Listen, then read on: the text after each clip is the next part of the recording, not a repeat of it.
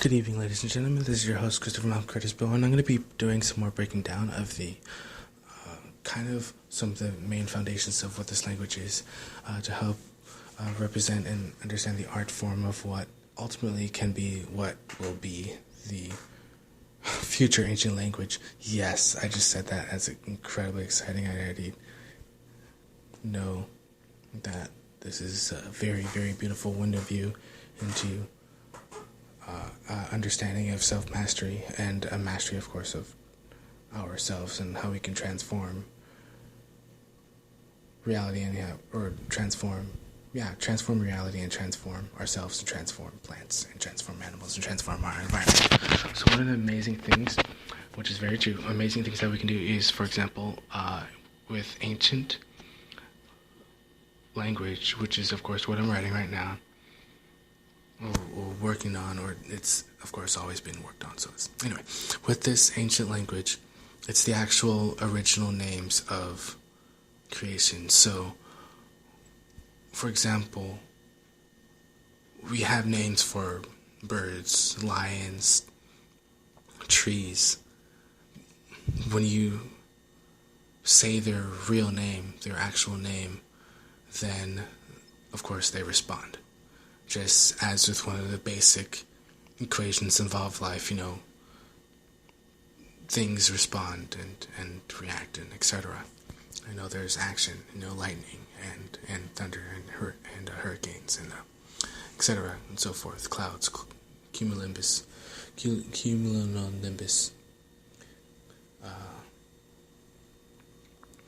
nimbus clouds and stratus clouds. The original names, and that's how you form, of course, whatever you want to form. So these are original names for language, which are going to be allowing to form a type of a library of knowledge for one, a library which can be easily accessible, of course, and then, of course, a library of creation, which, of course, is also just aware in or present in the omniscience. And these are actual real names of, and this is of course, a very beautiful language, and that's the originality of what allows us to have plants grow from voice, from our will. And so you say the plant's name and the plant springs to life. Multiple voices join in that chorus of the actual original name of a song or of an actual, of a speech. Speeches that are, for example, are moving. Naturally they're moving.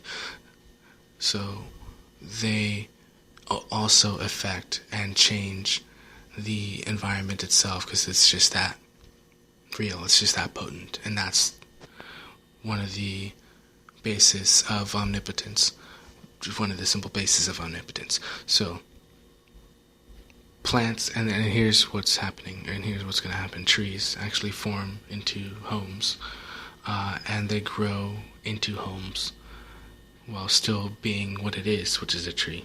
So it's not necessarily a tree house, quite something different. It's more of a house tree. So it's still compound, but it has multiple purposes. It's real, It's more solid, it's more clairvoyant, clairsentient, conscious, and it's alive. So that's one of the bases of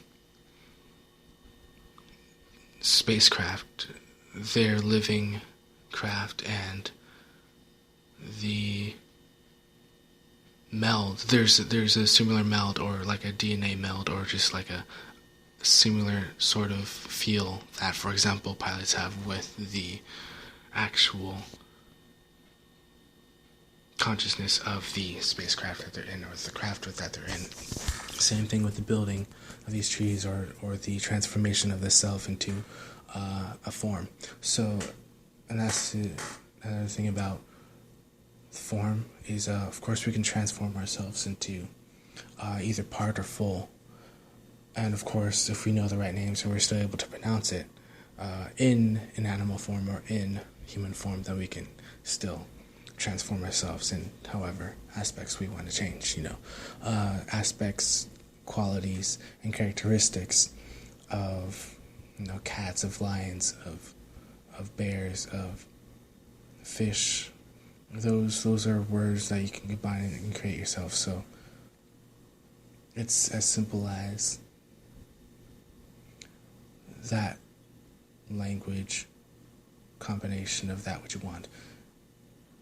So what the title of this is that.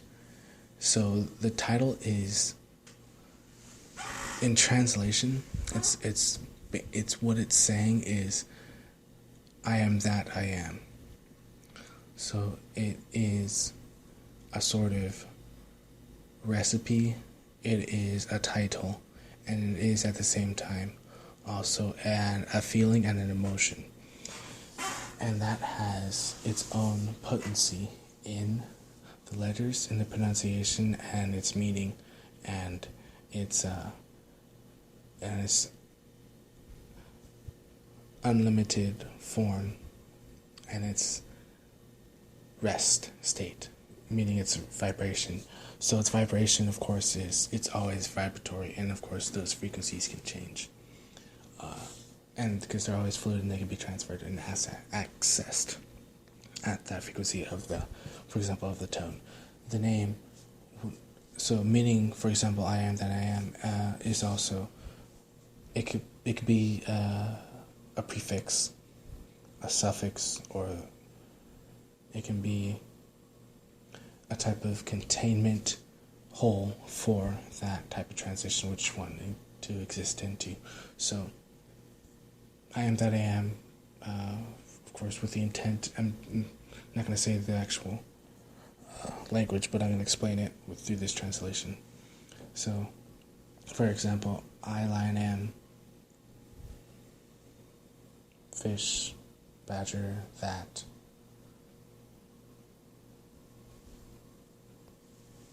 Plant creator, I, tree, am.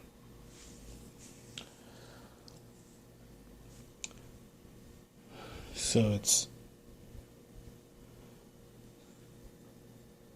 the ability to not only manifest yourself into that which you can be, which is, having the strength, the sight, and even just the freedom, even just to do it for as long as you want, because we, of course, are ultimately going to live forever.